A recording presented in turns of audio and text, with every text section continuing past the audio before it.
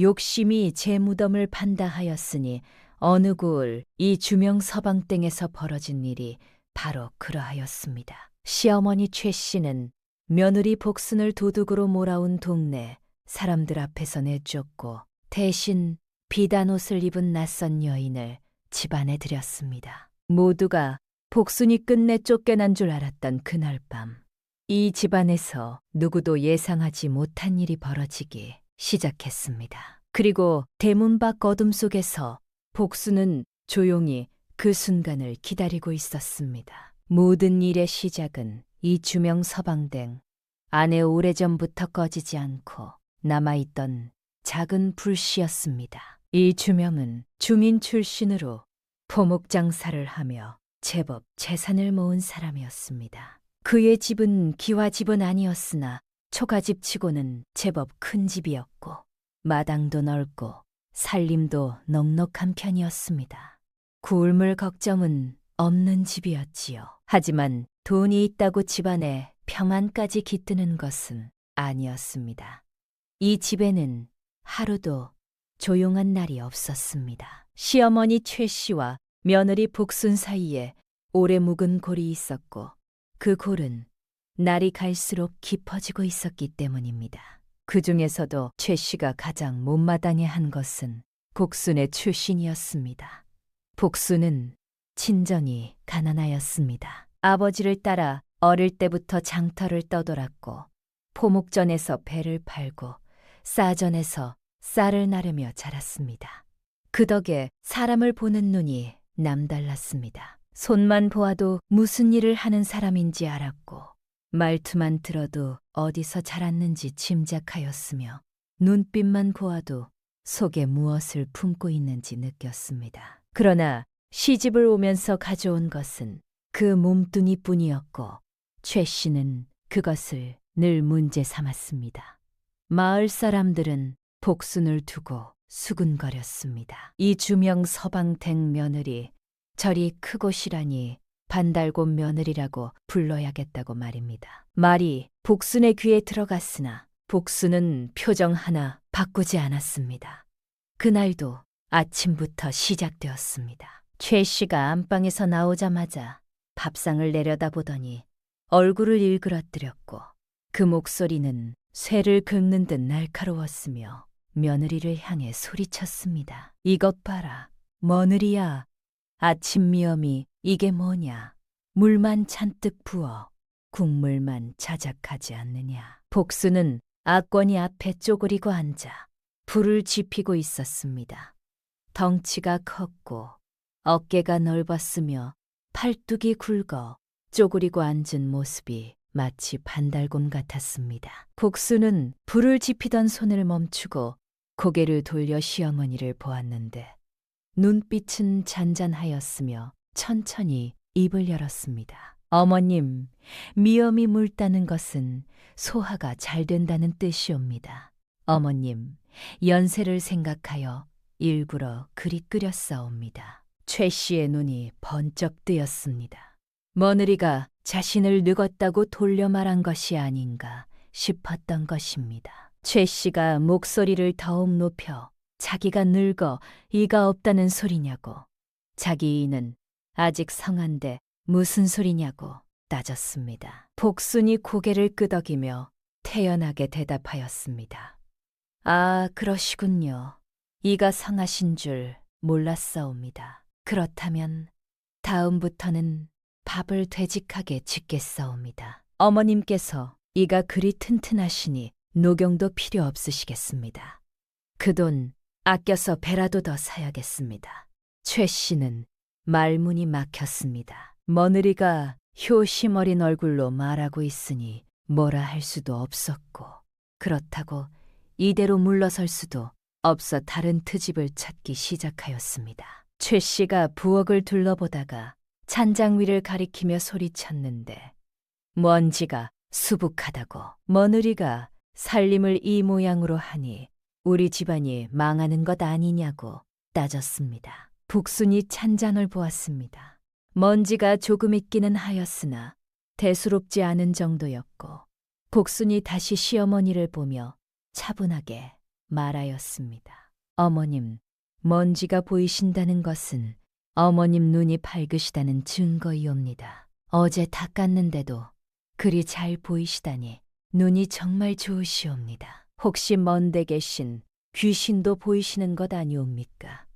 최 씨의 얼굴이 붉어졌습니다. 며느리가 자신을 귀신 보는 노망난 사람 취급하는 것 같았고 약이 올랐으며 그러면서도 효심 어린 말투로 하니 화를 낼 수도 없어 이를 갈았습니다. 최 씨가 입을 열었다 다시 닫았습니다. 반박할 말이 없었기 때문이었습니다. 그리고 다시 마지막 패를 꺼내들었습니다. 며느리가 아무리 말을 잘해도 소용없다고, 혼수도 제대로 안 가져오고 빈손으로 시집 왔지 않느냐고, 이불 한 채 반반한 것 없었다고 소리쳤습니다. 이것은 최 씨가 늘 꺼내드는 무기였습니다. 복순의 친정은 가난하였고 혼수를 제대로 마련하지 못하였으며 최 씨는 그것을 늘 문제 삼았습니다. 최 씨는 이번에야말로 며느리가 고개를 숙이고 눈물을 흘릴 것이라 기대하였습니다. 하지만 복순은 눈물을 흘리지 않았습니다. 오히려 자신의 굵은 팔뚝을 번쩍 들어 보이며 담담하게 말하였습니다. 어머님 말씀이 맞사옵니다. 저의 친정이 가난하여 혼수를 제대로 못 가져온 것은 사실이옵니다. 하지만 저는 빈손으로 온 것이 아니라 이 몸뚱이를 가져왔사옵니다. 이 팔로 물을 길어 나르고, 이 팔로 빨래를 하고, 이 팔로 밭을 갈고, 이 팔로 장작을 패옵니다. 혼수로 가져온 이불은 해지면 버려야 하지만 이 몸뚱이는 평생 쓸 수 있사옵니다. 어머님, 어느 것이 더 남는 장사이옵니까? 최 씨는 다시 한번 말문이 막혔습니다. 며느리의 말이 틀린 것도 아니었고 실제로 복수는 집안일을 혼자 도맡아 하고 있었으며 집이 주인 장삿집이라 남자일도 척척 해냈습니다. 최 씨는 화가 치밀어 올랐으나 반박할 말이 없었고 결국 건방지다고 말댔구나 한다고 고함을 지른 뒤 부엌을 나가며 문을 쾅 닫았습니다. 소리가 집안을 울렸고 사랑방에서 장부를 보던 이 주명도 한숨을 쉬었습니다. 복수는 다시 앞거시 쪽으로 고개를 돌렸는데 불을 지피기 시작하였으며 입가에는 미세한 미소가 떠올랐습니다. 최 씨는 안방으로 돌아가 이불을 뒤집어 쓰고 누웠습니다. 화가 나서 견딜 수가 없었고 이대로는 안 되겠다고 생각하였습니다. 말로는 안 되겠구나. 저 반달곰 같은 것을 내쫓으려면 다른 방법이 필요하다. 아들만 내 편이 되면 며느리를 쫓아낼 수 있을 것이라 판단하였습니다. 그리고 새 며느리를 들여야겠다고 혼수 두둑이 가져오고 얌전하고 순한 며느리를 들이면 좋겠다고 생각하며 이불 속에서 음흥하게 웃었습니다. 저녁이 되자 이 주명이 사랑방에서 나와 안방으로 들어갔습니다. 최 씨는 아들을 보자 눈물을 글썽이며 하소연하였고 이 주명은 난처한 표정을 지었습니다. 어머니 말도 들어야 하고 아내 편도 들어야 하는데 어느 쪽도 제대로 들 수 없어 항상 곤란하였던 것입니다. 이 주명이 조심스럽게 복순이 말대꾸를 했다기보다는 그저 설명을 드린 것이 아니겠느냐고 말하자 최 씨의 눈이 번쩍 뜨였습니다. 내가 지금 내 어미보다 며느리 편을 드는 것이냐? 이 주명이 급히 손을 저으며 변명하였으나 최 씨는 눈물을 뚝뚝 흘리며 차라리 죽는 게 낫겠다고 울먹였습니다. 이 주명은 당황하여 어머니를 달랬고 최 씨는 울면서도 속으로 다짐하였습니다. 그래, 그 계집을 데려와야겠다고. 다음 날 이른 아침 최 씨는 일찍 일어나 옷을 차려 입었습니다. 복순이 어디 가시느냐고 물었으나 최 씨는 대답하지 않고 집을 나섰는데 한양 시내로 향하여 어느 기생집 앞에 멈춰 섰고 안으로 들어갔습니다. 최 씨가 찾아온 것은 예전에 알던 기생엄이었습니다. 기생어미는 최 씨를 반갑게 맞이하였고 차를 내왔으며 무슨 일로 오셨느냐고 물었습니다. 최 씨가 속내를 털어놓았는데 영리하고 예쁜 기생 하나를 빌려달라고 우리 집에 머물게 하고 싶다고 말하였습니다. 기생어미가 눈을 반짝이며 무슨 속셈인지 물었고 최 씨가 의묵하게 웃으며 머느리를 내쫓고 새 머느리를 드릴 생각이라고. 그러려면 먼저 아들의 마음을 돌려놓아야 하지 않겠느냐고 대답하였습니다. 기생어미가 고개를 끄덕이며 이해하였고 최 씨가 겉으로는 먼 친척 조카라고 할 테니 제일 예쁘고 영리한 애를 보내달라고 돈은 두둑이 주겠다고 말하였습니다. 기생어미는 잠시 생각하다가 오글란이라는 기생을 추천하였는데 절세미인의 머리도 비상하며 남자를 꼬드기는 데는 도 같은 여자라고 소개하였습니다. 그런데 말입니다. 기생어미가 목소리를 낮추어 덧붙였습니다. 아이, 이 고을에서만 새 집을 털었사옵니다. 언제나 탐욕스러운 시어머니가 있고 줏대 없는 아들이 있는 집만 골라 들어가지요. 반드시 뭔가를 꿍꿍이 품고 있을 테니 각별히 조심하셔야 하옵니다. 최 씨는 그 말을 듣는 척하였으나 귀에 들어오지 않았습니다. 기생어미의 경고가 공기 속으로 흩어지는 동안 최 씨의 머릿속에는 이미 다른 그림이 그려지고 있었습니다. 비단 옷을 입고 고개를 숙이며 들어오는 새 머느리, 두둑한 혼수 보따리, 그리고 이 주명이 기뻐하는 얼굴, 욕심이 눈을 가리면 경고도 보이지 않는 법이었습니다. 최 씨가 추가로 말하였습니다. 친척 조카 행세를 할 때 혼수를 넉넉히 가져온 것처럼 소문을 내줘야겠소. 우리 아들이 혼수 이야기에 솔깃하게끔 말이오. 기생어미는 고개를 끄덕였고 거래가 성사되었으며 며칠 후 옥란을 데려오기로 약속하고 기생집을 나섰습니다. 최 씨가 집으로 돌아오니 복수는 마당에서 빨래를 하고 있었는데 최 씨를 보고 인사를 하였으나 최 씨는 코웃음을 치며 지나갔습니다. 복수는 그 모습을 보며 고개를 갸우뚱하였습니다. 무언가 냄새가 났습니다. 장터에서 수없이 맡아본 그 냄새, 거래가 끝난 사람의 걸음걸이였습니다. 복수는 빨래판에 손을 올린 채 잠시 그 뒷모습을 바라보았습니다. 사흘 뒤 최 씨가 기다리던 날이 왔습니다. 오후 무렵 대문 밖에서 가마 소리가 들렸고 최 씨는 급히 마루로 나가 반갑게 맞이하였으며 가마에서 한 여인이 내렸습니다.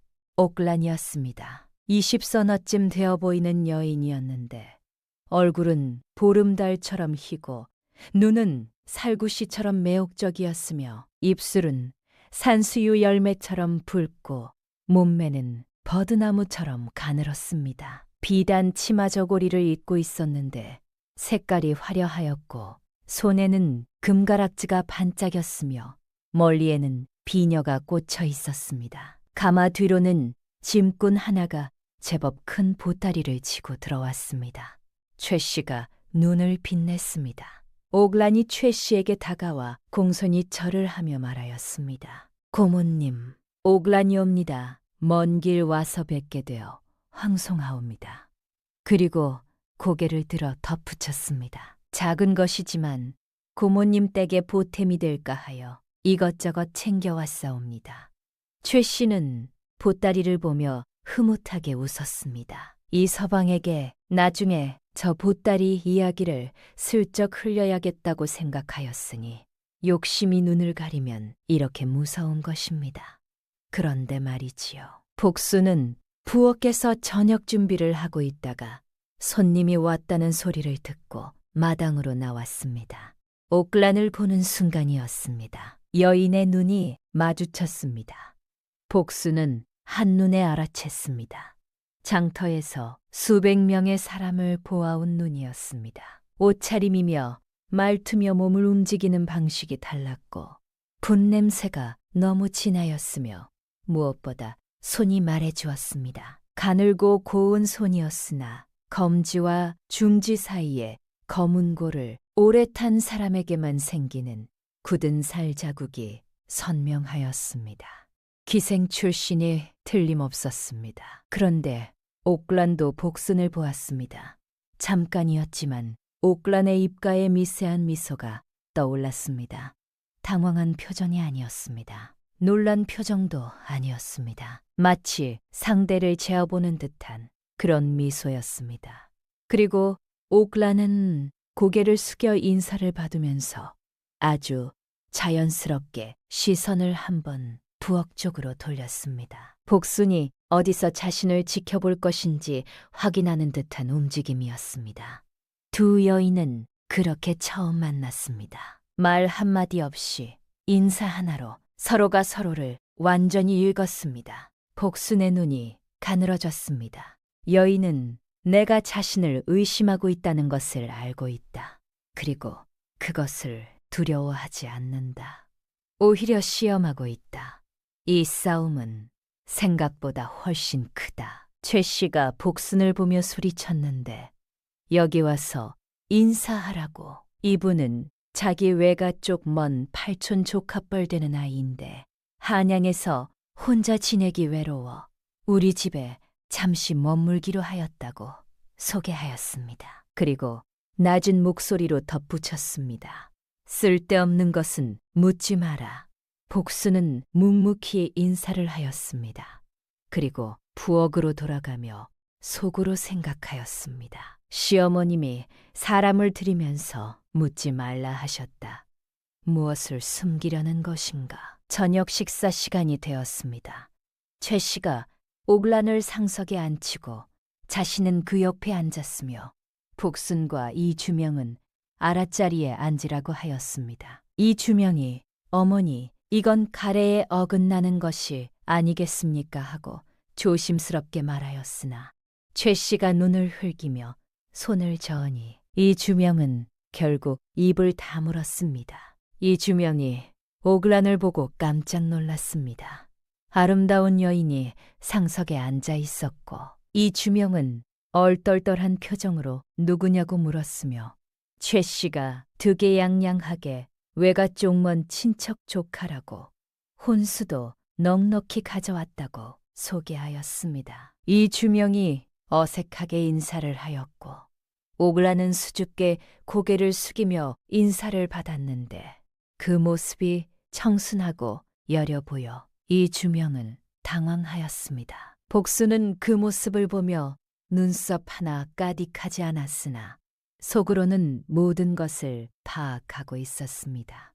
식사가 시작되었습니다. 옥란이 젓가락을 들어 밥을 먹는 모습은 우아하였고 반찬을 짚는 손놀림은 고왔으며 최 씨는 옥란에게만 신경을 쓰며 이것도 먹어보라 저것도 먹어보라 권하였습니다.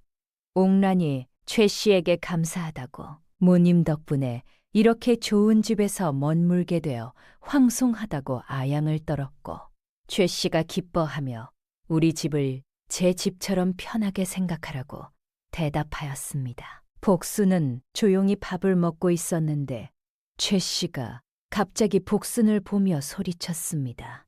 옥란을 보고 배워라. 저렇게 우아하게 먹는 게 여자지. 너는 장수패냐? 곤처럼 우걱우걱 먹기만 하지 않느냐.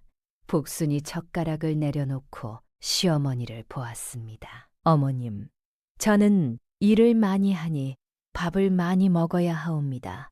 우아하게 조금씩 먹으면 배가 차지 않사옵니다. 옥란 아씨는 일을 안 하시니 적게 드셔도 되시겠지요. 최 씨가 코웃음을 쳤습니다. 그러니까 내가 산적이라는 것 아니냐. 옥란이 미소를 지으며 겸손하게 말하였는데 자신은 별것 아니라고 형님께서 훨씬 훌륭하시다고 아양을 떨었습니다. 그러면서 고개를 숙이는 척 입꼬리를 아주 조금 올렸습니다. 복수는 그것을 놓치지 않았습니다. 그리고 한 가지를 더 보았습니다. 옥란의 젓가락질이었습니다. 음식을 짚는 방식, 그릇을 잡는 각도, 아주 작은 습관들이 있었습니다. 오랫동안 연습하였으나 완전히 지워지지 않은 흔적들이었습니다. 기방에서 몸에 밴 것들이었습니다. 복수는 장터에서 수백 명의 사람을 보았습니다. 사람은 말보다 손이 먼저 말한다는 것을 알고 있었습니다. 이래가 지났습니다. 옥라는 최 씨에게 온갖 아양을 떨었고 아침마다 최 씨에게 문안 인사를 드렸으며 최 씨의 어깨를 주물러주고 발을 주물러주며 극진히 모셨습니다. 최 씨는 옥란을 보며 감탄하였는데 저런 며느리를 얻었으면 얼마나 좋았을까 하고 탄식하였습니다. 반면 복순에게는 더욱 가혹해졌습니다. 아침밥이 늦었다고 구박하고 빨래가 깨끗하지 않다고 뺨을 때렸으며 장작을 충분히 패지 않았다고 저녁을 굶기기도 하였습니다. 하지만 복수는 참았습니다. 표정 하나 변하지 않고 묵묵히 일을 하였으며 옥란을 관찰하기 시작하였습니다. 한편 옥란은 이 주명을 유혹하기 시작하였습니다. 사랑방 앞을 지나가며 일부러 부채를 떨어뜨렸고 이 주명이 주어주면 수줍게 웃으며 감사하다고 말하였으며 저녁에는 술을 따라주겠다며 사랑방에 들어와 이 주명 옆에 앉기도 하였습니다. 이 주명은 당황하였습니다. 아름다운 여인이 자꾸 다가오니 마음이 흔들렸고 안에 복순이 있으니 조심해야 한다고 생각하였으며 옥란을 피하려 하였으나 최 씨가 자꾸 두 사람을 마주치게 만들었습니다. 그러던 어느 날 밤이었습니다. 자정이 넘은 시각, 복수는 부엌에서 다음 날 아침 준비를 하고 있었는데 창문 틈으로 마당을 보니 옥란이 검은 두루마기를 걸치고 몰래 대문 쪽으로 향하는 것이 보였습니다. 복수는 숨을 죽이고 지켜보았는데 옥란은 주위를 살피더니 담을 가볍게 넘어 밖으로 나갔고 그 동작이 능숙하여 여러 번 해본 것이 분명하였습니다. 한 식경쯤 지나자 옥란이 다시 담을 넘어 들어왔는데 손에는 작은 보자기를 들고 있었고 사랑방으로 몰래 들어가는 것이 보였습니다. 복순의 눈빛이 매섭게 빛났습니다.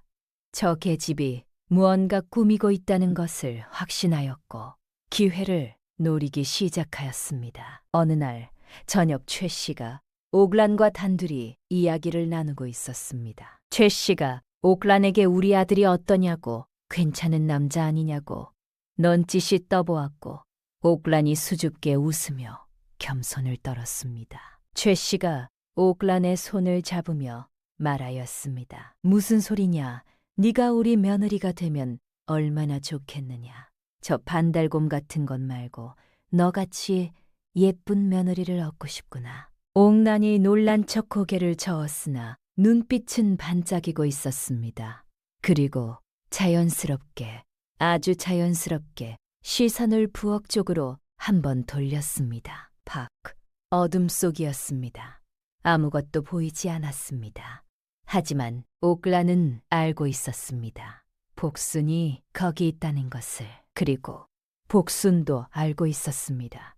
옥란이 알고 있다는 것을. 두 사람은 한 번도 눈을 마주치지 않은 채로 서로가 서로를 완전히 보고 있었습니다.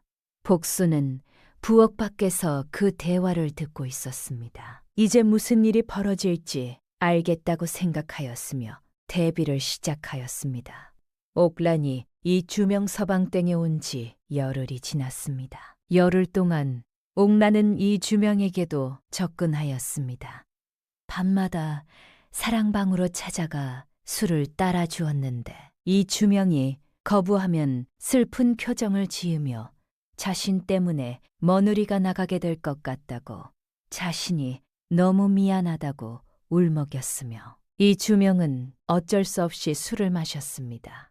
그런데 옥란이 따라주는 술은 이상하였습니다. 마시면 정신이 몽롱해졌고 다음 날 아침까지 멀리가 무거웠으며 이 주명은 낮에 멍하니 있기만 하였습니다. 옥란이 술에 탄 것은 약재상에게 몰래 구한 수면약이었는데 사람의 정신을 흐리게 하는 약집이었습니다. 날이 갈수록 이 주명의 얼굴은 핫쑥해졌고 눈빛은 흐려졌으며 제대로 된 말도 하지 못하게 되었습니다.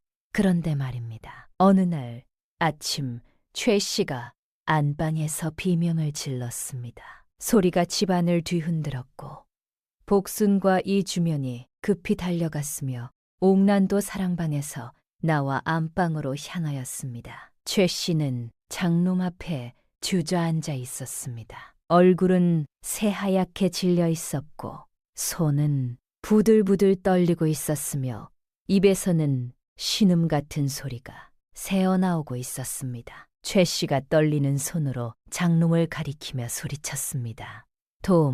도둑이야.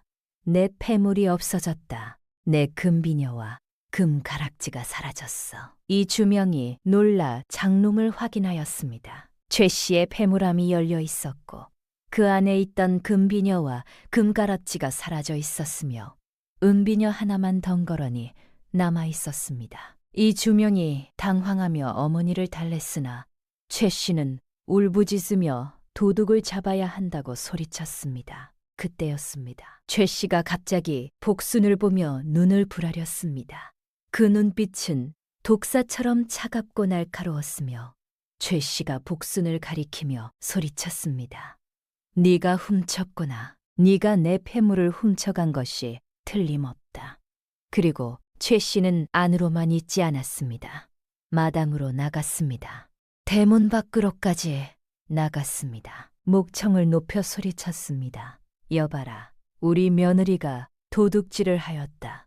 내 금비녀와 금가락지를 훔쳐간 것이 틀림없다. 이웃집에서 사람들이 고개를 내밀었습니다.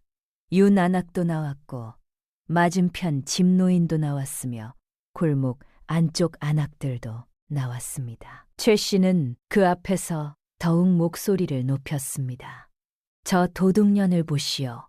혼수도 없이 빈손으로 와서 이제는 도둑질까지. 복수는 마당에 서 있었습니다. 뺨이 빨갛게 달아올랐습니다. 동네 사람들이 지켜보고 있었습니다. 이 주명은 대문 안에 서서 고개를 숙이고 있었습니다. 아내와 눈을 마주치지 못하였으며 침묵으로 일관하였습니다. 복수는 그것을 보았습니다. 그때 옥란이 나섰습니다. 고모님, 먼저 방을 뒤져보는 게 어떻겠습니까? 부드럽고 침착한 목소리였습니다. 최 씨가 고개를 끄덕이며 안으로 들어갔고 복순의 방문을 열었으며 이불을 걷어내고 옷장을 뒤지기 시작하였습니다. 동네 사람들 몇이 대문 안으로 들어서며 지켜보았습니다. 최 씨가 이불 밑을 뒤지다가 무언가를 발견하고 비명을 질렀습니다. 이불 아래 깊숙한 곳에서 작은 보자기가 나왔고 최 씨가 그것을 펼치자 금비녀와 금가락지가 나왔으며 바로 최 씨의 폐물이었습니다. 최 씨의 얼굴이 승리감으로 일그러졌습니다. 이 주명은 믿을 수 없다는 표정으로 아내를 보았고 옥란은 놀란 척하며 입을 가렸으며 동네 사람들 사이에서 술렁임이 일었습니다. 복순이 말하였습니다. 어머님, 저는 그것을 훔친 적이 없사옵니다. 누군가 제 방에 몰래 숨겨둔 것이옵니다. 그런데 한 가지 여쭙겠사옵니다. 보자기에 매듭을 보셨사옵니까? 저는 매듭을 저리 묶지 않사옵니다. 그리고 저 보자기에서는 분 냄새가 납니다. 제가 분을 쓰지 않는다는 것은 어머님이 가장 잘 아시옵니다. 순간 마당이 조용해졌습니다. 최 씨의 눈이 흔들렸습니다. 그러나 이미 많은 사람들이 보고 있었고 이대로 물러설 수 없었습니다. 최 씨가 소리쳤습니다. 변명도 제대로 해라. 당장 짐 싸서 나가지 못할까. 그리고 복순의 뺨을 후려쳤는데 그 소리가 마당을 울렸고 복순의 뺨이 빨갛게 부어올랐으며 동네 사람들이 숨을 죽였습니다. 이 주명이 그 광경을 보았습니다. 아내가 뺨을 맞는 것을 보았습니다. 아내의 얼굴에 핏기가 오르는 것을 보았습니다.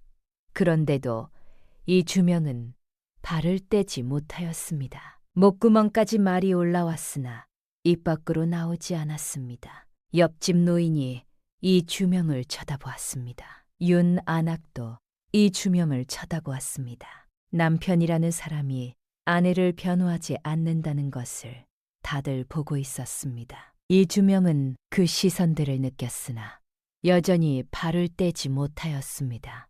그리고 고개를 돌렸습니다. 복수는 그것을 보았습니다. 남편이 자신을 믿지 못한다는 것을 알았고 남편이 어머니 편을 들었다는 것을 깨달았으며 더 이상 변명할 필요가 없다고 판단하였습니다. 복순이 고개를 끄덕이며 말하였습니다.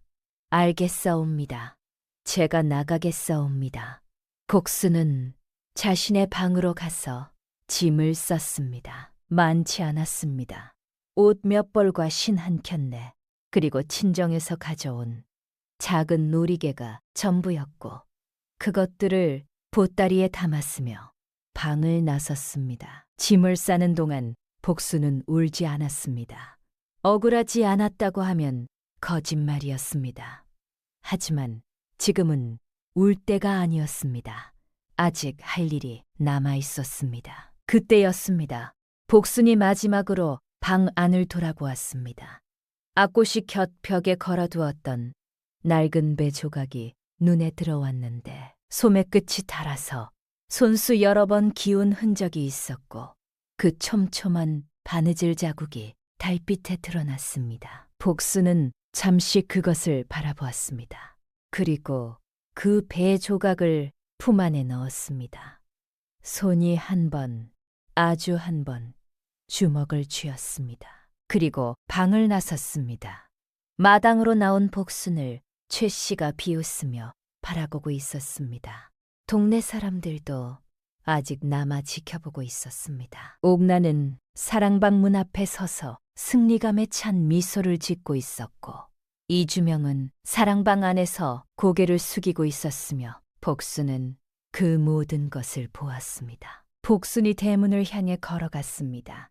느린 걸음이었으나 흔들림이 없었고 등은 곧게 펴져 있었으며 보따리를 든 손은 떨리지 않았습니다. 옥란을 지나가는 순간 복순이 걸음을 멈추었습니다. 복순이 옥란의 귀에 대고 속삭였습니다. 꼬리가 너무 길면 밟히는 법이다.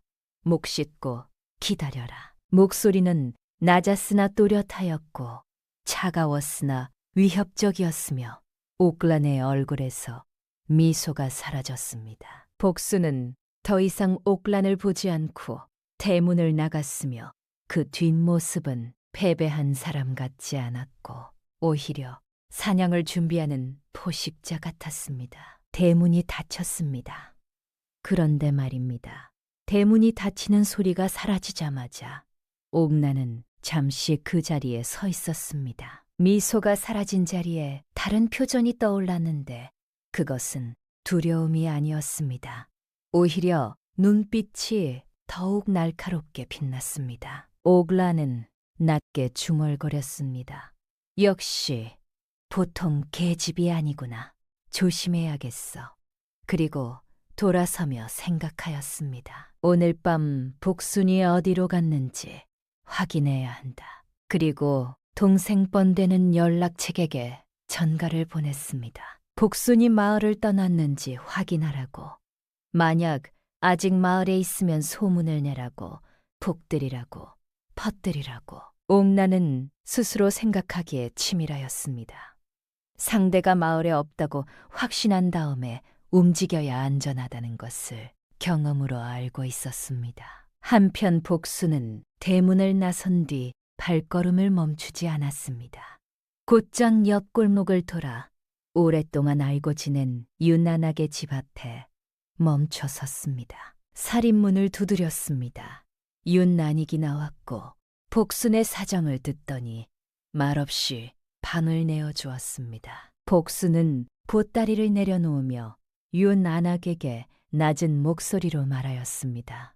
부탁이 있사옵니다. 첫째, 저 집 담장 곁에 눈 하나만 빌려주십시오. 무슨 일이 생기면 제게 알려주십시오. 둘째, 내일 아침 일찍 관아에 가셔서 포조를 불러주십시오. 제가 편지를 한 통 드릴 테니 그것을 삿돈께 전해달라고 하십시오. 셋째, 저 집에서 이상한 소리가 나거든 곧장 달려오십시오. 저도 그쪽에 있을 것이옵니다. 유난하기 물었습니다. 위험하지 않겠느냐? 복순이 대답하였습니다. 제가 알아서 하겠사옵니다. 걱정 마십시오.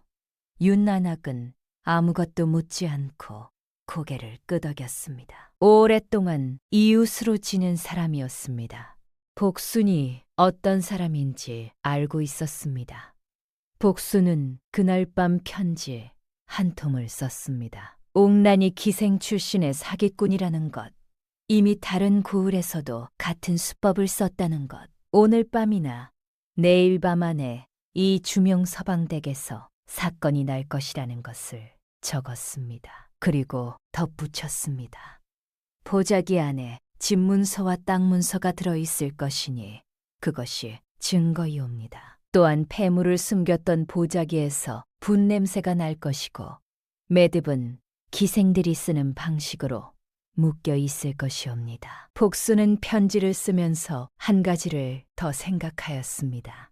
옥란이 연락책을 통해 자신이 마을을 떠났다는 소문을 퍼뜨릴 것이 분명하였습니다. 장터 바닥에서 자란 사람이었습니다. 사람들이 속임수를 쓸 때 어떤 식으로 안전을 확인하는지 복수는 알고 있었습니다. 그렇다면 그 소문을 역으로 이용할 수 있었습니다. 옥란이 자신을 없는 사람으로 확신하는 그 순간이 바로 움직일 때였습니다. 복수는 편지를 접어 품에 넣었습니다. 그리고 방에 누웠습니다. 눈을 감았으나 잠들지 않았습니다. 귀를 기울이고 있었으며 모든 것을 준비하고 있었습니다. 이 주명 서방댁에는 거짓된 평화가 찾아와 있었고 최 씨는 자신의 승리를 확신하며 잠들어 있었으며 옥란은 사랑방에서 달빛을 받으며 마지막 계획을 다듬고 있었습니다. 그리고 이틀 뒤 옥란의 연락책에게서 답이 왔습니다. 복순이 마을을 떠났다는 소문이 퍼지고 있다고 하였습니다. 옥란은 이제 안전하다고 생각하였습니다. 실수였습니다. 열흘이 지난 어느 날 밤이었습니다. 옥란은 마지막 계획을 시행하기로 하였습니다. 저녁 식사 후 최 씨와 이 주명에게 술을 권하였는데 평소보다 더 많은 양의 약즙을 탔고 둘 다 한 잔씩 마시자 곧 고개가 떨궈지기 시작하였으며 얼마 지나지 않아 깊은 잠에 빠져들었습니다. 옥란은 최 씨를 안방으로 끌고 갔습니다. 이불을 덮어주고 나서 장롱을 열었는데 손놀림이 능숙하였고 오래 준비해온 것처럼 망설임이 없었으며 집문서와 땅문서를 꺼냈습니다. 그리고 장롱 깊숙한 곳에 감춰둔 은전까지 모두 찾아냈고 보자기에 하나하나 챙겨 담았습니다. 옥란은 이 주명의 사랑방으로도 갔습니다. 쓰러져 있는 이 주명을 보며 비웃었고 사랑방 안을 뒤져 귀한 물건들을 찾아냈으며 비단 두루마기와 옥으로 만든 도장, 은으로 만든 술잔까지 모두 챙겼습니다. 그런데 바로 그때였습니다. 안방에서 소리가 들렸습니다. 약기운의 비몽사몽이었으나 무언가 이상하다는 것을 느꼈고 몸을 일으키려 하였으나 팔다리에 힘이 들어가지 않아 바닥에 쓰러졌으며 눈만 겨우 뜬 채로 보았습니다. 탕롱이 열려 있었습니다. 텅 비어 있었습니다. 최 씨는 비명을 지르려 하였으나 목소리가 나오지 않았습니다. 간신히 목소리를 짜내어 불렀습니다. 누구냐? 옥란아, 네가 거기 있느냐? 옥란이 안방문을 열고 들어왔습니다. 최 씨를 내려다보며 차갑게 웃었고 최 씨 옆에 쪼그리고 앉아 낮은 목소리로 말하였습니다. 네, 저예요. 이제 작별 인사를 드리러 왔습니다. 최 씨의 입이 벌어졌습니다. 눈에서는 눈물이 주르륵 흘러내렸으며 손을 뻗어 옥란을 붙잡으려 하였으나 힘이 없었습니다. 옥란이 몸을 일으키며 차갑게 말하였습니다. 멍청한 늙은이, 제가 판 무덤에 제가 묻히는구나.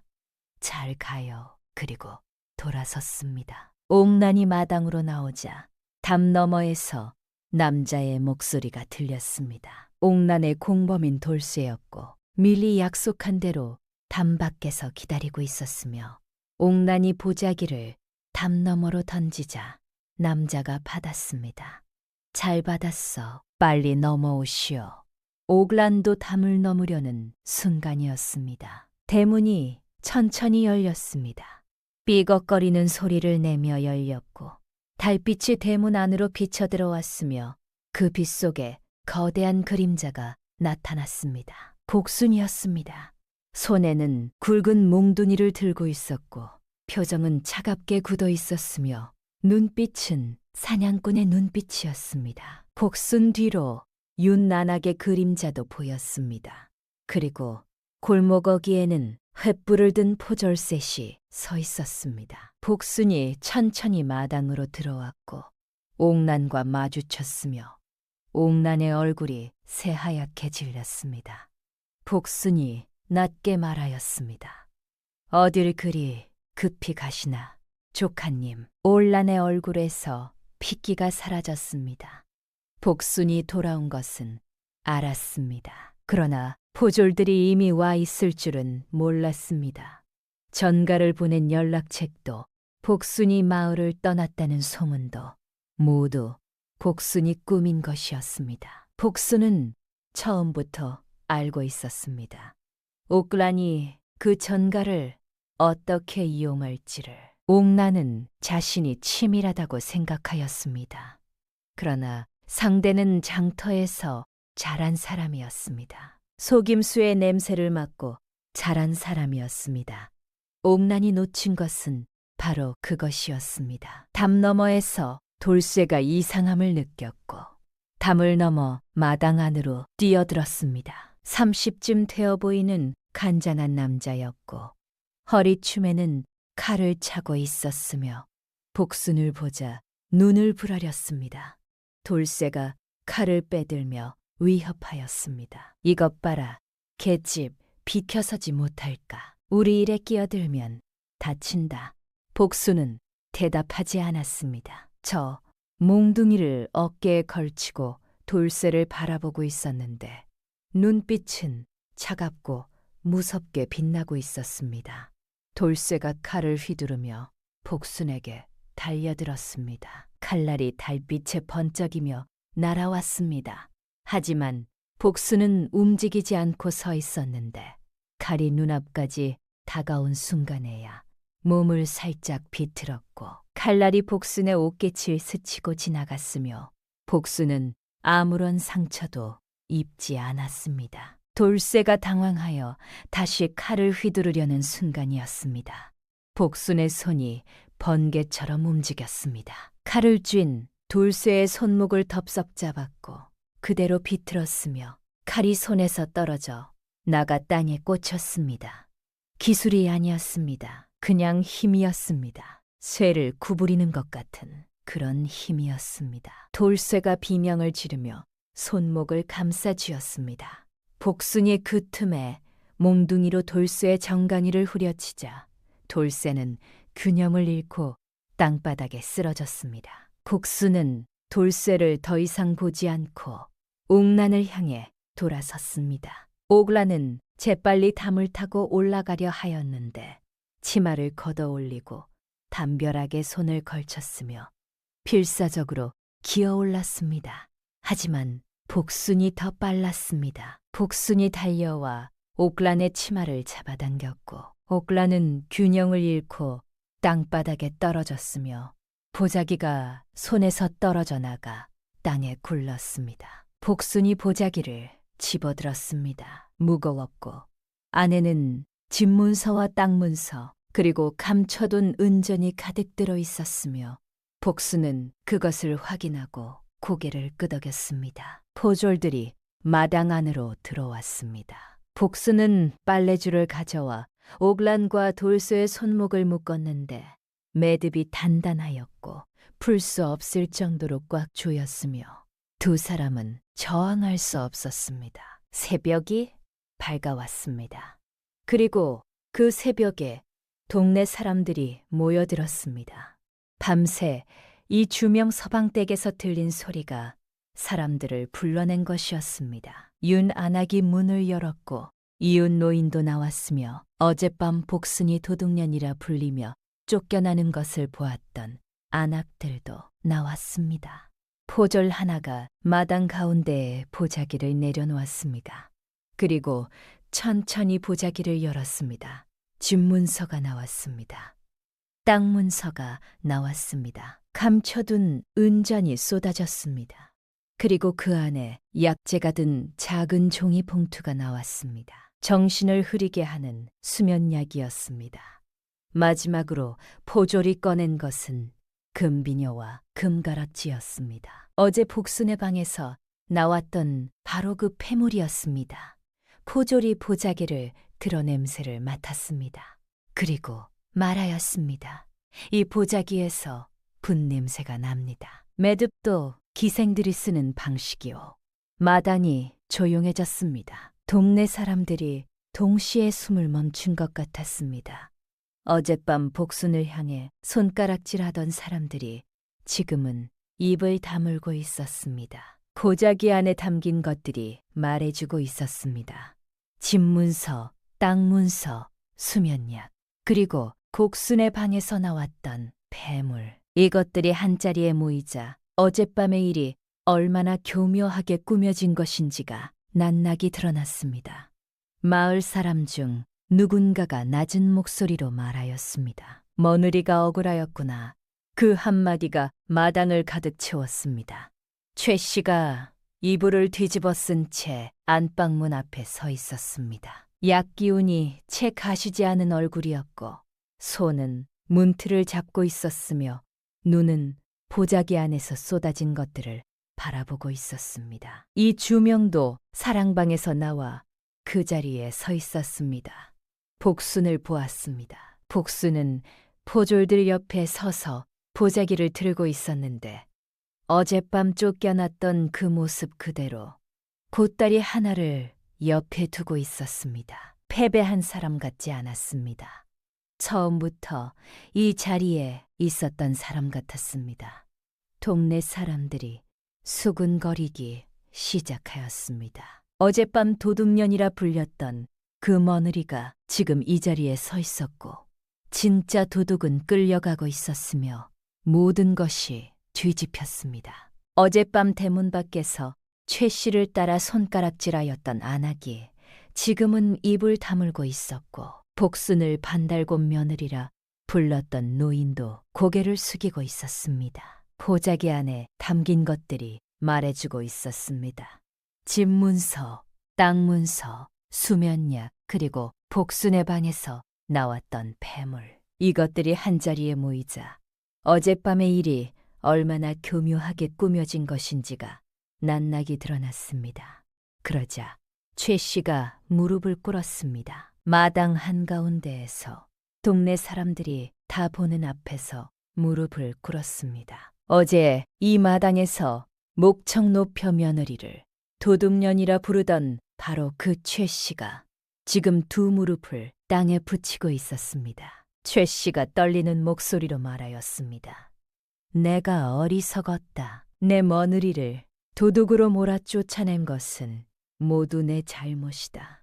탐욕에 눈이 멀어 사기꾼을 집안에 들였고 훌륭한 며느리에게 도둑 누명을 씌웠다. 이것이 모두 내 죄다. 말이 끝나자 마당이 고요해졌습니다. 바람 한 줄기도 없었습니다. 어젯밤 복순을 향해 손가락질하던 사람들이 지금은 입을 다물고 있었고 그 침묵이 오히려 어떤 말보다 무거웠습니다. 유난악은 눈물을 훔쳤습니다. 동네 노인은 고개를 끄덕이며 혀를 찼습니다. 이 주명은 그 광경을 보며 고개를 들지 못하였습니다. 그때 이 주명이 앞으로 나섰습니다. 복순 앞에 섰습니다. 그리고 천천히 고개를 숙였습니다. 마당 안에 있는 사람들이 다 보고 있었습니다. 고개를 깊이 숙이며 말하였습니다. 내가 남편이면서 당신 하나 지켜주지 못했소. 도둑이 아닌 것을 알면서도 어머니 눈치를 보느라 입을 다물었소. 아름다운 여인이 다가올 때 마음이 흔들렸고 그 흔들림을 끝내 이기지 못하였소. 당신은 그 모든 것을 알면서도 이 집을 지켰는데 나는 그러지 못하였소. 이 주명의 목소리가 떨렸습니다. 동네 사람들이 지켜보고 있는 자리에서 그 말을 하는 것이 쉽지 않았을 것이었습니다. 그러나 이 주명은 끝까지 말하였습니다. 복수는 남편을 바라보았습니다. 말이 없었습니다. 하지만 그 눈빛은 더 이상 차갑지 않았습니다. 오글라는 끌려가면서도 뒤를 돌아보았는데 그 시선이 향한 곳은 복순이었습니다. 눈빛에는 두려움 대신 묘한 감탄이 섞여 있었고 복순은 그것을 무표정하게 받아냈습니다. 며칠 뒤 사돈의 판결이 내려졌습니다. 사돈은 오글라니 기생 출신의 사기꾼이라는 것, 이미 이웃 고을에서도 같은 수법으로 여러 집을 속였다는 것, 최 씨를 속이고 재산을 훔치려 했다는 것, 이 주명에게 약을 먹여 판단력을 흐리게 한 것을 모두 인정하였습니다. 옥라는 장형 100대를 맞고 관비로 보내어졌으며 돌쇠는 더 무거운 형을 받아 관아노비로 전락하였습니다. 복수는 집으로 돌아왔습니다. 최 씨는 안방에 누워 있었고 이 주명은 최 씨 곁에 앉아 있었으며 복순이 들어오자 둘 다 고개를 들었습니다. 복순이 보자기를 탁자 위에 내려놓았습니다. 탁 소리가 방 안에 울렸습니다. 집문서와 땅문서였습니다. 복순이 천천히 입을 열었습니다. 어머님, 서방님, 저는 이 문서들을 되찾아왔사옵니다. 이것은 어머님 것이옵니다. 제가 가질 것이 아니지요. 그리고 말을 이었습니다. 다만 한 가지만 말씀드리겠사옵니다. 앞으로 집안의 돈과 문서는 제가 맡아 지키겠사옵니다. 어머님을 미워해서가 아니라 다시는 이런 일이 생기지 않게 하려는 것이옵니다. 어머님께서는 유난학도 보셨고 포졸들도 들었사옵니다.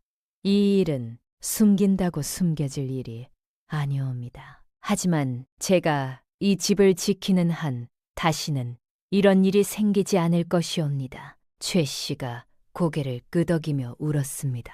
복순이 옳다고 말하였습니다. 이 주명도 고개를 끄덕이며 말하였습니다.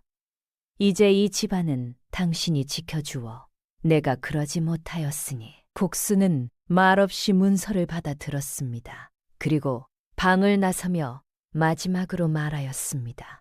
어머님, 저녁 드실 시간이옵니다. 따뜻하게 차려드리겠사옵니다. 평범한 말이었습니다. 그러나 그 말 안에는 많은 것이 들어있었습니다.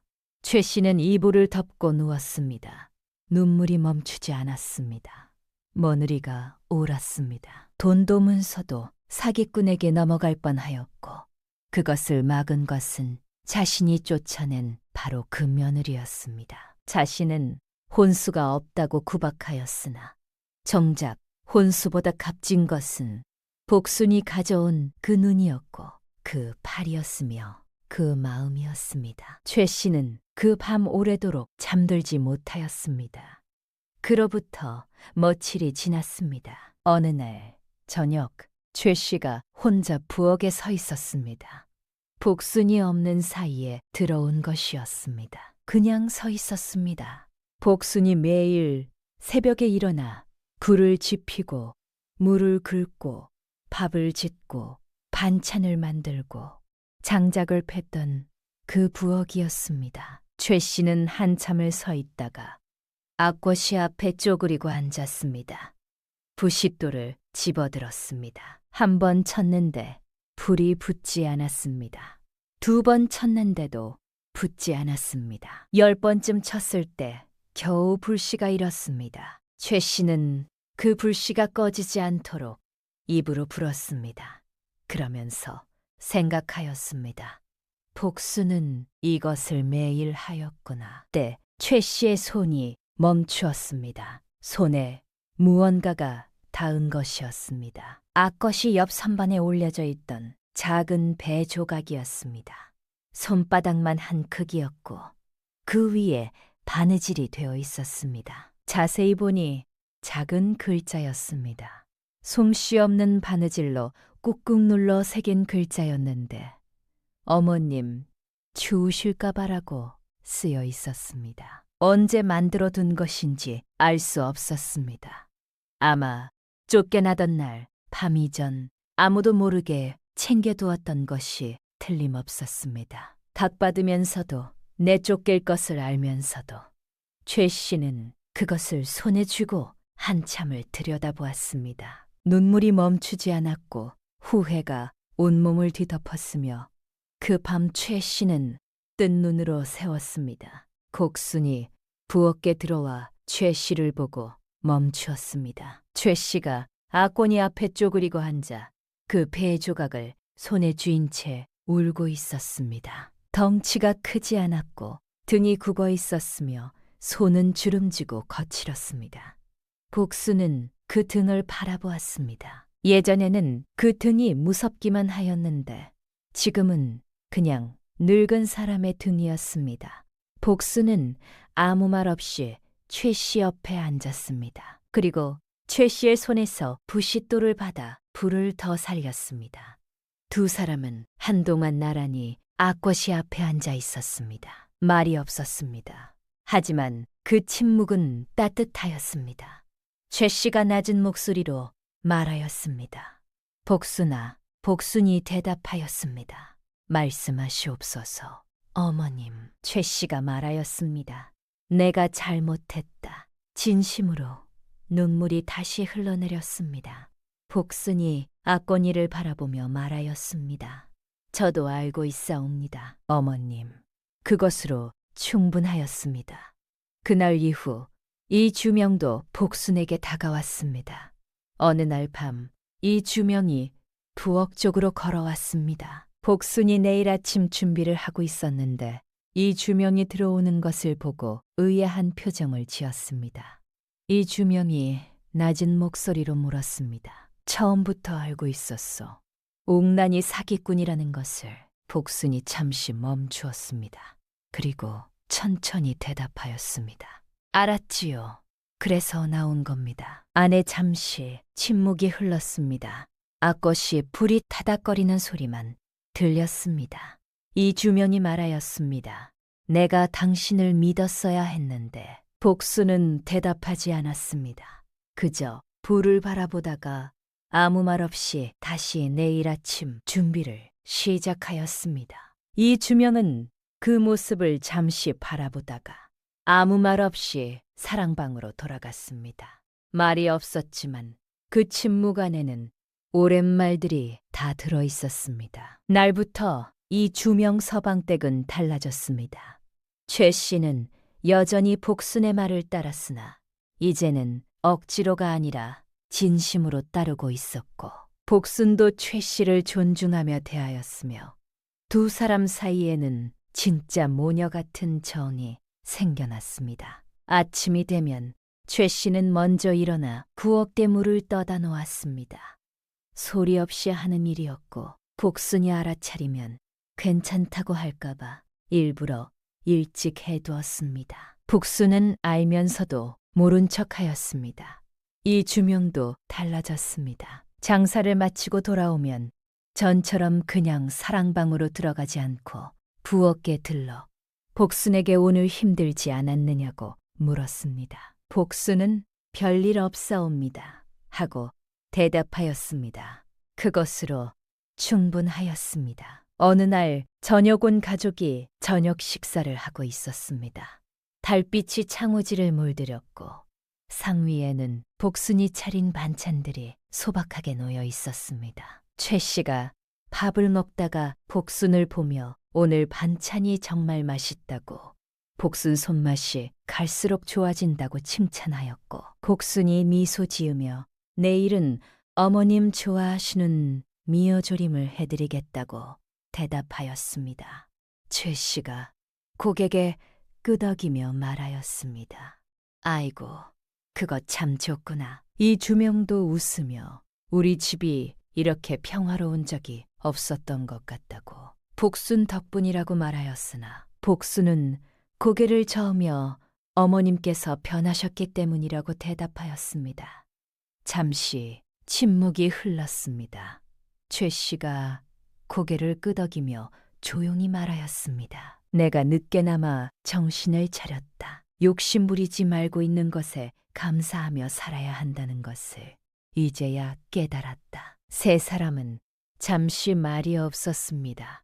아꽃이 불이 멀리서 타닥거리는 소리만 들렸습니다. 고요함이 어느 말보다 따뜻하였습니다. 그로부터 한참의 세월이 흘러 최 씨가 노한으로 병석에 누웠습니다. 복수는 밤낮으로 최 씨를 간호하였고 약을 다려 먹였으며 손을 잡고 위로하였습니다. 어느 날 밤 최 씨가 복순의 손을 잡고 낮은 목소리로 말하였습니다. 복순아, 나는 그때 왜 그랬을까? 복순이 최 씨의 손을 꼭 쥐며 대답하였습니다. 어머님, 사람은 다 그러하옵니다. 욕심이 눈을 가리면 가장 가까운 것이 가장 멀어 보이는 법이옵니다. 하지만 어머님께서는 결국 아셨잖사옵니까? 최 씨가 눈물을 흘리며 고개를 끄덕였습니다. 그리고 한참 후에 말하였습니다. 내가 처음부터 네 마음을 알았더라면 좋았을 텐데. 복순이 웃으며 말하였습니다. 지금 아셨으니 됐사옵니다, 어머님. 최 씨가 마지막으로 복순의 손을 꽉 쥐며 말하였습니다. 복순아, 너를 며느리로 맞은 것이 내 인생 최고의 행운이었다. 고맙다. 최 씨는 그렇게 평화롭게 눈을 감았고 복순은 눈물을 흘리며 최 씨를 보냈으며 마을 사람들은 모두 최 씨가 좋은 며느리 덕분에 편안한 생을 마감했다고 칭찬하였습니다. 옛말에 이런 말이 있지요. 사람이 아무리 탐욕에 눈이 멀어도 제 손으로 판 무덤에 제가 묻히는 법이라 하였으니 말입니다. 그리고 이런 말도 있습니다. 사람 됨됨이는 얼굴이 아니라 등에 달려있다고 하였지요. 겸손한 척 웃는 얼굴보다 아무도 보지 않을 때 새벽에 일어나 앞꽃이 앞에 쪼그리고 앉는 그 등이 사람을 말해준다는 것이옵니다. 복수는 그런 사람이었습니다. 화려하지 않았고 고운 혼수도 없었으며 마을 사람들에게는 반달곰 며느리라 불렸습니다. 하지만 집이 기울어질 때 그것을 버틴 것은 그 두 팔이었고 집이 무너질 뻔할 때 그것을 막은 것은 그 눈이었으며 마침내 집에 진짜 평화가 찾아왔을 때 그것을 심은 것은 그 마음이었습니다. 욕심 많은 자는 결국 제가 만든 함정에 스스로 빠지고 사람을 겉모습으로 판단하는 자는 반드시 그 대가를 치르며 진심으로 집을 지키는 자는 소리 없이 그 집의 기둥이 되는 법이옵니다. 최 씨는 뒤늦게나마 그것을 깨달았고 복수는 그런 최 씨를 용서하였으며 두 사람은 마침내 진짜 모녀가 되었습니다. 혼수가 없어서 반달곰이라 불렸던 며느리가 그 집에서 가장 오래 기억될 사람이 된 것이옵니다.